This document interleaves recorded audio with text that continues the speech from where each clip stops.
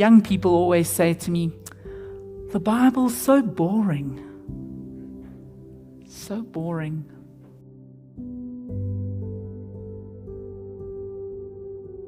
Friends, right at the beginning of the week when I read the particular set text for this morning, it became glaringly obvious that something important had happened just before this particular reading we have today. There are a number of things that I think are helpful when we read it all together. But one of those things is what I found as being the contrast between the two worlds. The contrast between what we will call empire, Herod's kingdom, and Jesus' kingdom, the kingdom of heaven. For when you compare the two events side by side, you see something that perhaps we haven't seen so clearly as before. So let's start with the empire, with Herod. The events of John the Baptist is such that he's having a birthday party.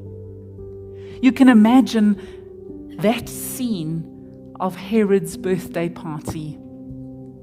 There are umpteen guests gathered around. All the important, rich, powerful, and famous people are seated at the table with Herod.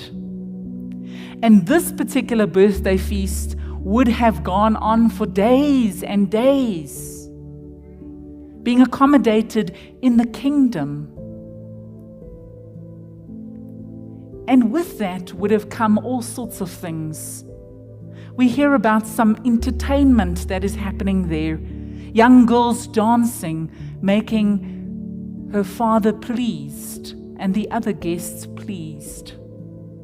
There would have been a free flowing of food, platters, abundant, overflowing with all sorts of beautiful food that has been grown and cooked, delicacies, all sorts of plants and flowers and animals and things that are gathered on that table.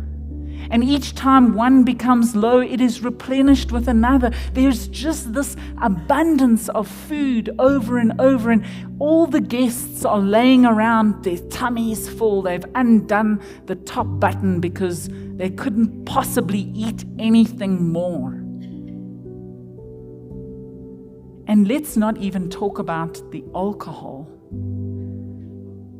The wine would have been flowing, people would have been drinking, there would have been merriness in amongst all of that.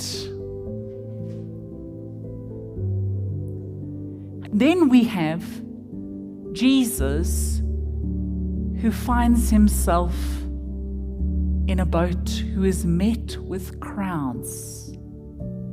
In a deserted place, the text tells us. Jesus is met with more than 5,000 people, we're told in the text. These are ordinary people. They're ordinary, average, unimportant, poor, lost, lonely people. And they gather together, and Jesus is ministering to them. He's healing the sick. He's talking with them. He's preaching and teaching them about the kingdom of heaven. Perhaps he's recalling some of those parables that we've had over the last few weeks of the mustard seed and the yeast and the treasure and the net full of fish. And they hang on to every word because they are yearning from deep within themselves to hear the word of God.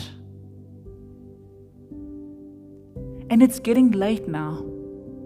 And the people have been gathered together so long that they've probably used up the daily provision. Food, they haven't had a chance to go and get some food for the day. And so the disciples, I believe, out of their kindness towards Jesus and to the people, they say to Jesus, tell the people to go and buy some provisions because it's late and they're hungry. And of course, Jesus says to them, you feed them. We begin to paint the picture of the contrasting two kingdoms. The kingdom where there is wealth, where there is an abundance. It's almost gluttony in one kingdom. Food, entertainment, alcohol, a disregard for the little people, lots of servants running around doing things for them, a disregard for someone's life, a disregard for the rules and what is righteous, because that is what John was speaking out against them that had him imprisoned. That's the kingdom of the empire. And then on the other side, we have the kingdom of Jesus. The kingdom where Jesus isn't the elected leader, the appointed leader. He's a leader because he's concerned about the needs of the people. He's not rich,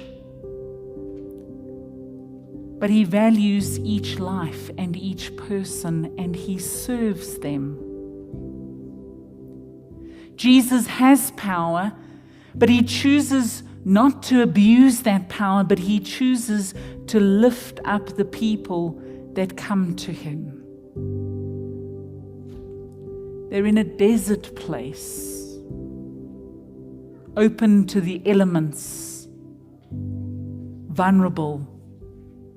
But there are crowds of those ordinary folk.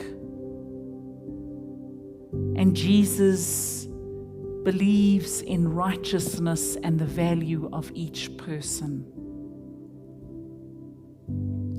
That is the kingdom of heaven. For us who are living in this day and age, the disparity isn't as clear, although we find ourselves also living in the empire. We find ourselves with elected leaders who perhaps behave a lot like Herod and his people. And yet, the majority, the crowds of people, are ordinary people starving.